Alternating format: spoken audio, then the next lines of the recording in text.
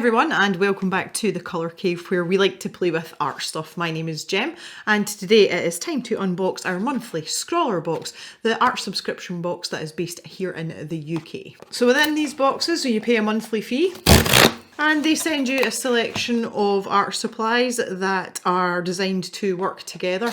We get a featured artist to give us some inspiration, as well as a magazine that gives you even more information, and a card that talks about the supplies. In this particular box, the Scrawlrbox, we also get a sticker and a sweet as well, which is quite nice. And most importantly, we get a Scrawler challenge, an art prompt, so that we can use all these supplies and create some interesting artwork. And here we go. Scrawler Zine. So this is the magazine that's got all the information on it. It's very nondescript, not giving anything away here, but we'll look at that last because we don't like to spoil the surprise. And here is our featured artist. Good grief, this is bright and breezy. And this is Renata Payton, an independent artist based in Melbourne in Australia. So links to social media down here. Interesting. I don't know how I feel about this. I like the artwork. What I mean is I don't know how I feel about what potential supplies might be joining us here. Okay, so here is our surface. We've got Bristol board paper, A5, 250 GSM, heavyweight sheets, 10 of, and is made in Britain. So it's it's Frisk that make the paper. Bright white paper, very smooth markers, and yes, very, very, very thick. Good, excellent. That is smooth as a baby's bottom, that paper. So I suspect we may be doing something with markers. I like the fact that we're getting pads in these boxes now. This makes me really happy. Our sweet this month is a Swizzles Stinger Tutti Frutti Chewy Bar with a fizzy centre. Safe for vegan eating and free from artificial colours as well. So that's about as health friendly as a sweet's going to be, I suppose. Give that to Mr. Jem, he'll enjoy that. Here is our Scrawlrbox sticker, and I always like to try and play the jigsaw game and figure out what's going on where. And yeah, that's confusing. So that's stripes. So I think maybe we're here. No, here, we're here. That's where it fits in right there. Winner. Okay, moving swiftly on. Oh, we have a Pigma Micron. We've had one of these in our recent upgrade. This is a purple one though, and it is a 0.5, which is a 0.45mm line width. And you can see that there, lovely jubbly. I'm interested to see how nice a colour of purple it is. Obviously it's quite dark, but when we get these prints that doesn't always tie up exactly, obviously there's a bit of variation in the print. What I'm slightly more concerned about is we have got these, we've had these before, the Pilot Pintor markers. These are basically paint markers, and it looks like, they actually look like highlighters here. They look fluorescent. The artwork here doesn't necessarily, but again, that could be printing. If they've given us a set of neon paint pens, I don't really know how I feel about that. The colours do go well together on the surface here, and bearing in mind that this is purple, so that's quite nice. I'm assuming that these are acrylic markers. 1.4mm, so these are a medium. Yeah, it's neon green. Oh, neon apricot orange and neon yellow. Ugh.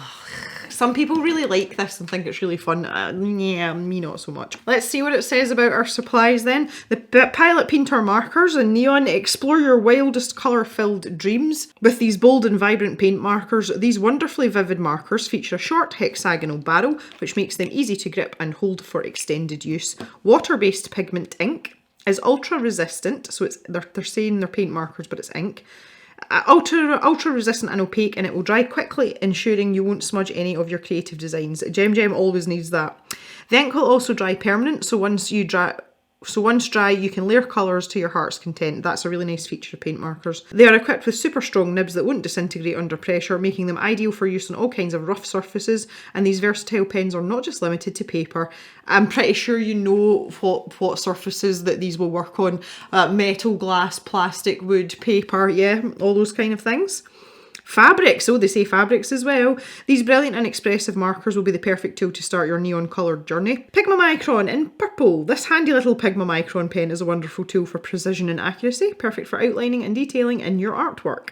It features an acid-free ink that is derived from a single pigment to ensure colour consistency and reliability. Oh, that's fancy. It's also fade-proof against sunlight and UV, is permanent when dry, giving all of your creations guaranteed lasting quality. Recommended retail price £3.50. 15p. I don't think so. The Frisk Bristol board provides acid-free, extra smooth and clean white surface. I did notice that.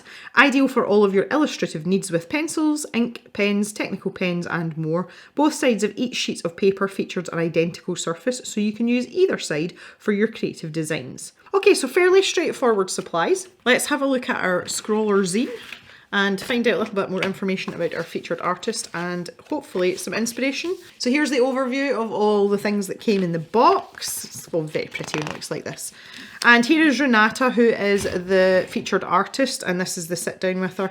Again, very characteristic artworks here, you know, that's something that you'd pick out and you say, well, that belongs to Renata. And that's really nice. I love artists that have that consistency in their own style, which is something that I do not possess. So I always think it's quite nice to see that. So there's some questions there that she's been asked, and here we have some scrawler tips as well.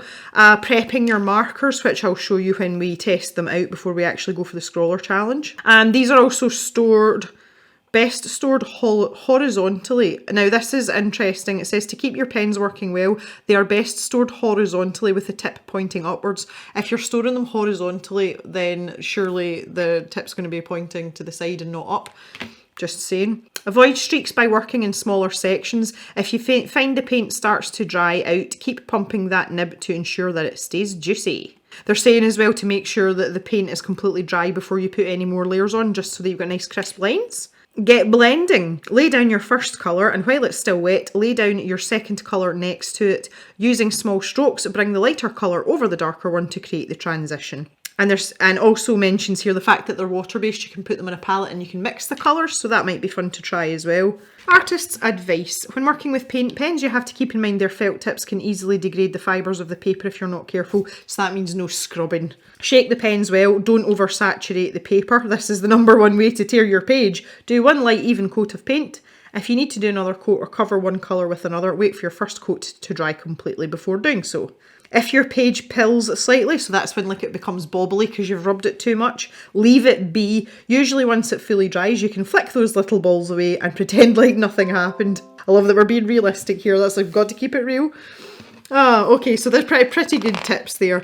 So here is the Scrawler gallery from the April Scrawlrbox. Oh, look at these. These were the ChromaFlow pencils.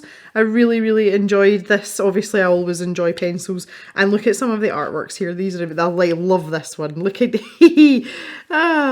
So we've got an extra bit of blurb here at the back about neon specifically. So talking about the history of neon, I suppose, during the 1940s. And there's a little sidebar here behind the artwork. So this is the featured artist talking specifically about this artwork here that they've created, which I always think is quite nice, because when I do most of my videos when I'm doing my artwork, I always tell a little story about, you know, what it is I'm painting or drawing. So I kind of like that. That's a nice idea. So that is our Scrawler zine for the month of June. So I'll just get tidied up a little bit now and we can test out these supplies and see what they can do.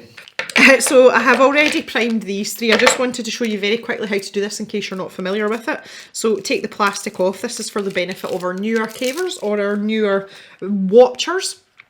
So the idea behind these is that these nibs depress into the pen like this, and that's what controls the flow of what is inside. So the first thing we want to do is we want to give this a good shake. Now there's a little ball bearing in there. They're usually plastic now, and you can hear it rattling about, so you give that a really, really good shake, and that's just to mix the paint. And then what we want to do is we want to depress the nib down onto the paper, and gravity will let the ink or the paint flow down into the nib and start to saturate this nib. And that's how we prime these pens. I'll zoom in a bit here and I'll just start.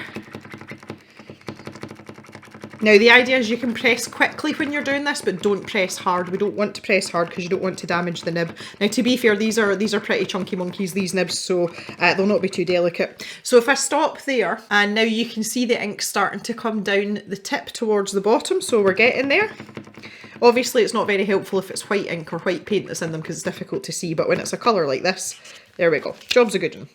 So that's us, we're all primed and ready to go. So let's see how they behave on this paper. There we've got, oh, that's smooth, so smooth. Nice consistent line width, which you tend to get with these bullet nibs, but because it's quite chunky, if we turn it at a slight angle, we can create huge blocks of colour really quickly. Now I notice there is a little bit of pilling on the paper there, so we're going to have to go quite gently with this. But I mean, I wasn't really doing much there, so this paper's quite delicate. That's okay though, as long as we know about it. So if you're filling larger areas, rather than a scrubbing motion, you're probably better with strokes like this. And if you work quickly enough, you won't get a streaky finish. So we'll let that dry and see how that does. The green isn't too offensive actually, I can just about cope with that. Let's try this colour here. What are they calling it? This is neon red. Well, it looks pink to me, but what do I know? It's actually quite a nice colour. It's like a coral colour almost. These aren't nearly as bad as I thought they were going to be. Is that bad that I've automatically thought the worst? That's not showing up very well. That looks like a pale pink. I can guarantee you it's not. Right, let's try this. I think this is apricot, did they call this one? I remember seeing it earlier and thinking, ooh, yeah, apricot fluo. As in fluorescent. Again, not showing up all that well here, but see, to be fair, neon colours are a YouTuber's nightmare in terms of actually showing what it's doing, because again, that just looks yellow. The camera is literally taking all the fluorescence out. And lastly, we have this yellow colour. And again, I will inform you as to how, yes, that's offensive. That is an offensive fluorescent. They do, if I didn't know that these were paint markers, and I just saw them on a piece of paper, I would think that they were highlighters, but just quite opaque. They seem to be going down fairly well. Obviously, I'm going to do a stress test on the paper just because I can, and I think I'm going to use the, it doesn't really matter what colour I use. Maybe I'll use the green just because it's nice and easy for you to see. And I'm going to scrub a bit. I'm going to be mean. I'm going to do it deliberately. I'm going to take this right across as well because I do want to see how these layer up on top of each other. Check the opacity out. So I think I'll go to about there. And we'll see how quickly this dries. So the paper's pilling already. If I go back and feel this here, this is nearly dry. It's a little bit damp. And the pilling isn't significant. Yeah, that's okay. I think if I was going to do anything major, I think I would want slightly more robust paper for this. But I think it's going to serve our purposes quite well. So while we're waiting on that little bit to dry there, let's check out this fine liner. As I mentioned, I really like the Pigma Microns, and I'm quite excited that we've got a purple one. The only thing that would make this possibly any better for me is if this was a slightly finer nib. So a 0.5 is a 0.45mm line width, so in terms of a fine liner it's fairly unfine. What a lovely colour of purple though, look at that, that's really nice. And I can see it drying really quickly, and it's an absolute dream on this paper just because it's smooth paper and ink likes smooth paper. You see the sun's come out here, I've got a wee bit of a cast shadow, that's actually showing up that purple colour a lot better. Nice to be able to take advantage of it. And again, as with all the rest of the Pigmas that we've had in the past, the ink flow is really consistent. So when it comes to hatching and things, you've got absolute, complete and utter reliability. So I am quite fond of this. To be fair, the 0.5's a nice kind of middle of the road width. And, you know, if we want to block areas in, we can do without it being an absolute chore. But it's still fine enough that we can get some really nice, delicate sketch lines if you're that way inclined. Because I'm quite a scratchy sketcher. So this kind of suits me as well. So that's super nice. I find it ironic that the one time I'm actually sitting down to film the sun's come out, it has been raining torrentially here for about 4 or 5 days now. This is the first hint of sunshine. Look, it's ridiculous. Okay, this feels fairly dry. Yeah, okay. So I'm going to take the green. This side's already a bit stressed. I don't know if you'll be able to see that. I can't really zoom in. That's as far as I can zoom in, but there is a little bit of pilling. So I am going to rattle straight over the top of that again. Not pressing particularly hard, but making that back and forth motion. And just see what it does to the paper, and it's just kind of making it look a bit rougher. On this side, we're going to try a bit of layering. So I'm going to try with this pink colour. And let's see. Oh, so the opacity is fairly good. I can see a little bit of the green. If I just go over the edge of it there, you can see a tiny bit of that transfer. And again, that is more obvious to me with the naked eye than you can see here on the actual paper. But I reckon if you were able to put down another layer on top of that, it would actually block it off completely, you know, it would cover it completely. So we'll let that dry and we'll see how that goes. We'll come back to this in a little minute. I just want to test out some of the mixing properties here. So I've got a wee palette and I've got some water, and this is really just to dampen my paintbrush with my little paint puck in the bottom so that I can clean it off. Do you think I'm going to get into trouble for using an Upcrate paintbrush in a Scrawlrbox? Okay, so what they were saying was, right, let's start sensible here. Let's try the yellow and green together. So basically they're saying that if we smush some of this out on a palette, just like this, these ones aren't squeaking. Interesting. Normally when you do this, it's like squeaky, squeaky. And basically I'm just using the water here as a vehicle. I'm not trying to water this down deliberately. But if I grab some of this, give my brush a little squidge in there, and then grab some here and mix this in. It's giving me a rather attractive paler green colour. Okay, you're not going to get the same opacity just because we've used a little bit of water, but we can mix these quite successfully. No issues there. So this is literally just a damp brush, not loaded with water. So you can play about with this. Oh, nearly got like an orange colour there. Oh, that's quite a dirty orange colour. I'll also as well, just with that tiny addition of a little bit of water, that's really showing up on this paper. Again, if I zoom in a little bit there, really patchy. Doesn't like that much at all. Obviously this paper isn't designed for water, but that second swatch I did there, not this one, this has got the tiniest amount of water in it. So that's slightly interesting, but we can mix colours.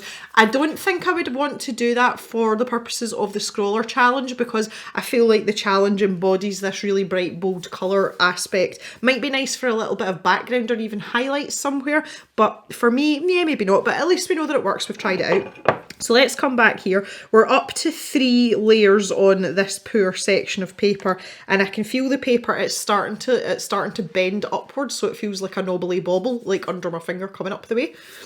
And it's feeling pretty rough, I'm not going to lie. But that's 3 layers. So let's see if it'll take a 4th, or whether 4's just pushing the limits here. Come on, pen. And yeah, the ink flow out of these is pretty good as well.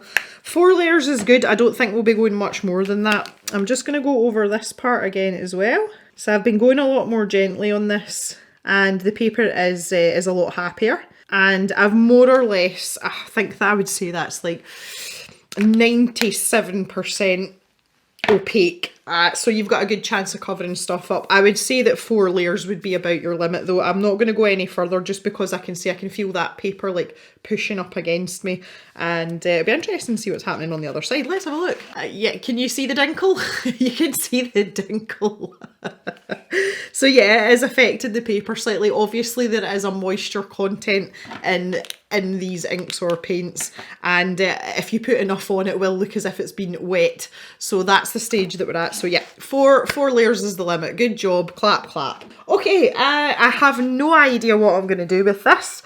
Probably I'm going to grab my sketchbook now, and we're going to try and figure out some ideas for Electric Dreams as a prompt. Good lord.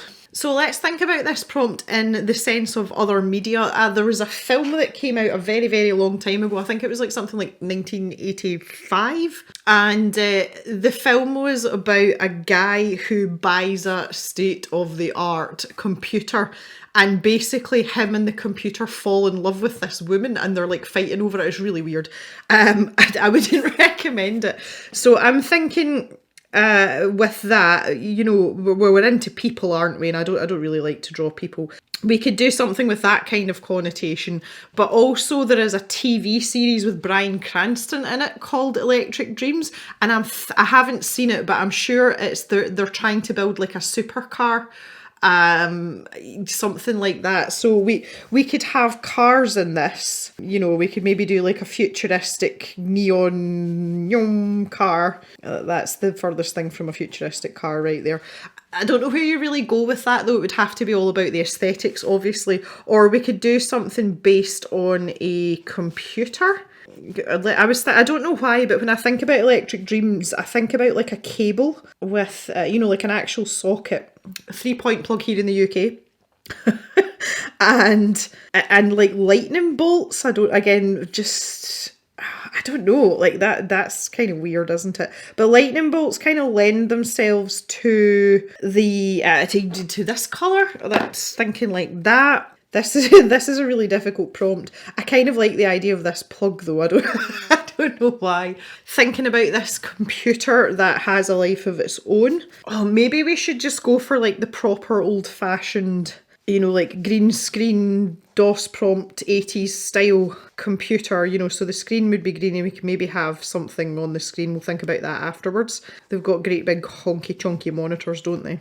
Obviously, in the 80s, I was very young, very, very young indeed. So this might be a bit of a struggle, but we'll get there. I suppose they had these kind of computers even in the 90s. I think in the 80s as well, they were kind of all one unit. That was the thing that stemmed from the 70s when computers were first a thing. So we could do some keys there. But now this computer has no power source, and maybe it's wanting to have a wee dream. Maybe it's dreaming about the woman. So we could have a little dream bubble there. I need to make sure I draw my pins in the plug. I would do them in more detail. Damn you having 3 pins. Why UK? Why? Maybe there's maybe the lightning bolt has hit the plug and it's providing power. We could have all these little zzz, you know, like squiggle lines, and we could have like a sort of like a whoosh, like a mushroom cloud coming up here. We could use a purple pen and the white of the paper to highlight that. I kind of, for some weird reason as well, I want to give this computer monitor headphones. Don't ask me why, because I don't know the answer to that question, but I just feel like maybe it should have some headphones on, and one of those really big coily 80s cables that plugs into a massive jack like you would with an amp. Oh yeah, like that idea a lot. Clearly I'm going in some sort of direction here, I'm not quite sure what that is, but I'm just going to try and refine this sketch down now to something a bit more sensible, and then we can go on to the actual artwork. Okay, I think I'm ready. I'm going to employ a pencil. That some people would consider that cheating because it didn't come in the box, but I don't know whether to go. I actually think I'm better to go portrait here. Okay, so I'm going to have to go quite lightly with this pencil as well, just because the paper is quite smooth. I don't want to leave any dents in it that's going to show up. So I want to try and get that sort of retro screen feel, so the corners are quite rounded. And I dare say in the 70s and the 80s, they thought they were being futuristic by doing that. I remember, it was in the 90s, as I say, I was a wee bit young for this kind of thing. I remember in the 90s though having a massive monitor. We were one of the first people to have a PC out of, you know, the people that we knew. And you had to turn the monitor on separately.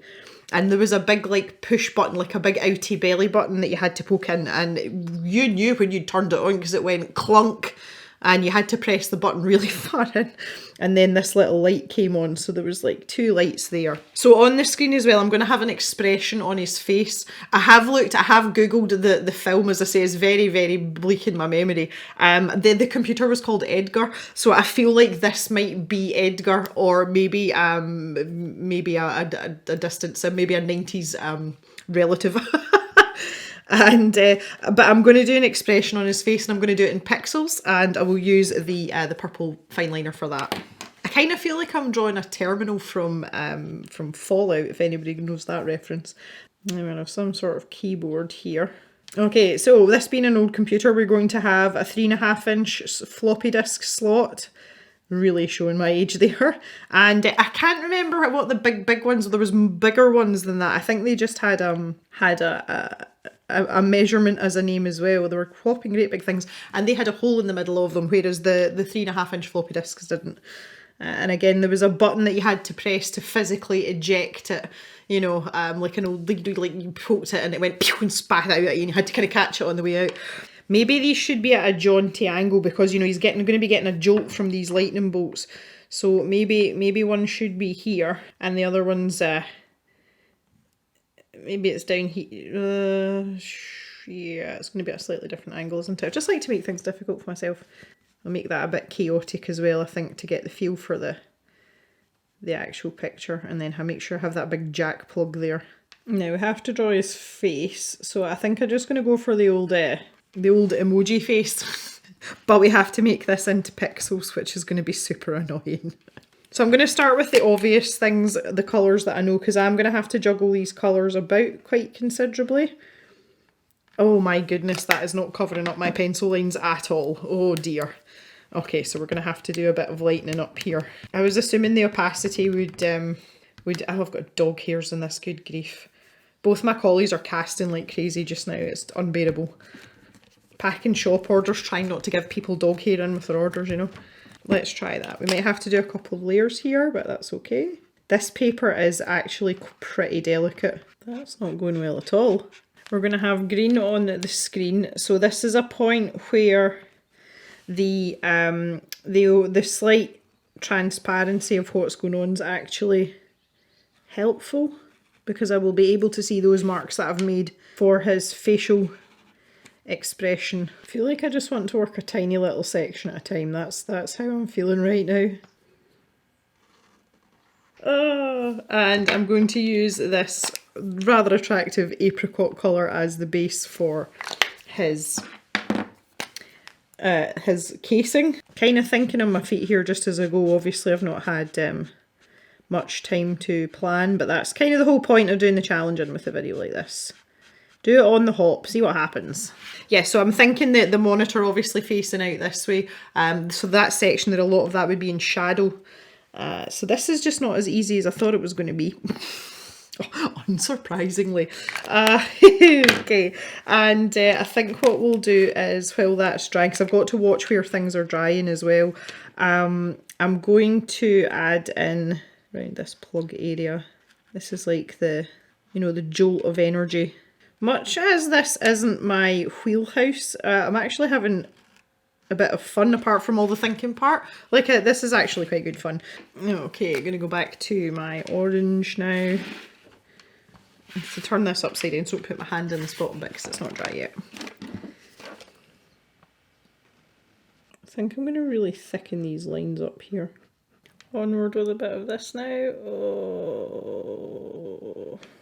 Okay, so we're moving on a bit now. I'm just keeping building up this purple in the background in layers, kind of to look like water, but yeah, like rain, without trying to take away too much from the main part of the image. So the outline around the outside of Edgar, the computer, and these lightning bolts is going to be really thick, and that's just to help push it forward. Not that it need much help with that with these pens, but you know, that's where we're going. Actually can't see the details of my 3-point pin now. That's done it for me. We're done for. We're doomed. Up until this point as well, my hand's been fairly steady, which is unusual, and it's starting to not want to do things anymore, which is just delightful also. We're really happy about that. But you can see now these lines, just by using that outline, it's helping really make the image stand out a little bit more, which is what I was hoping for. And I feel I want this quite dark up here, as I say, so I'll keep going back to it. But I'll balance this out as I go along. Okay, I've actually still got to do some of the main work here. I kind of forgot about this part. I was getting carried away with my outline in there. And I'm just doing this in panels because it's easier. Less for me to stick my hand in while it's still wet as well, you see. Logic. So yeah, I think I want to thicken up this cable just so, it keeps that theme of the outline. So I don't need to go crazy with this, but... Oh, that was a bit of a wobble in the wrong direction. As I said, yeah, the inking was going too well. I should really know better by now. Right, okay, so I need to do this bottom part now. So that's the last of the blocking in, thank God. Okay, so while that's drying, there's loads of parts I've missed here. And that was just with me trying to be careful with the liner on the paper. I can see loads of gaps. It's kind of disappointing if I'm honest. I'll tell you what I do want to do. I'm going to start tidying up some of these lines because I did go back over with a marker after the liner, which is absolutely fine because one seems to go over the other okay. You know, it's not bad. And I think we'll maybe make the keys pink as well. And what that does is that frees up the green for me to use as like an accent on certain parts, which I am most definitely going to do. But let's take a look at the pixel idea here now. This idea of creating the, you know, think Minecraft. Now, obviously if it were actually pixels, there wouldn't be gaps there, but I'm just trying to help my aesthetic here, guys. And what I'd really like to do is give them a, probably have to go back over that again, just give them a little bit of a shine. Again, these old monitors were covered with a really thick layer of glass. Oh, there we go, the sunshine was short-lived, it's now absolutely chucking it down again. Yay! But what I'll do is when I go in with my fine liner, I'll just put a very fine line round this part here. You know, I won't give it a great big thick outline that I've got there because I'm going to be doing that with the computer again. While this is drying down here, I'm just going round and beefing up these clouds now, as I talked about earlier. like this line here, extend this line out, look. And I'm going to block in these keyboard parts again. I'm going to do this with the pink just to keep the theme here, as it were. So I can just see my pencil lines no more, which is nice. A second layer seems to go down quite nicely on this as well, so that's helpful. So I've got to tidy up round here as well, just because I went back over with the green. I think I might just leave the green as it is. I might not outline that. Go back to my clouds up here while that's drying. See how dry we are down here now. I think we're okay. Now I just want the sort of general suggestion of keys here. I'm not that bothered about actually having full sets of keys here. We'll maybe indulge ourselves in a space bar, like so. It's the most wonky space bar I've ever seen. Okay, so that just want to add some finishing touches now. This is probably the most obscure thing I've ever drawn. Bearing in mind I normally draw animals. So I just want to put in a few little lines here and there. Okay, yeah, I think I'm gonna call it done there. I think he's turned out surprisingly well, surprisingly cute. I wasn't expecting a cute computer that's been electrocuted. Yeah, so this is Edgar. Oh, just realised I missed a bit. So this is Edgar dreaming about being struck by lightning and being brought to life without the need for a human. So all that's left to do is for me to sign this. So that was surprisingly fun. Overall, final thoughts, I quite enjoyed this box. This was incredibly good fun. It's not something that I would normally draw. Quite happy with how it's turned out. These paint markers, they're really nice. They go down very, very well. They're very smooth. I just feel that I was kind of tiptoeing a bit with the paper, and I think maybe with different paper, I might have had a bit of a better time with them. Wasn't actually all that bothered the fact that it was neon colours. I thought that I would be. These are something that I wouldn't normally use, so I'm going to pop these in the stash shop for anyone that would like to try them out. You can check that out over on the website, which is this address here. And that can give someone a chance to have a little bash at a bargain price.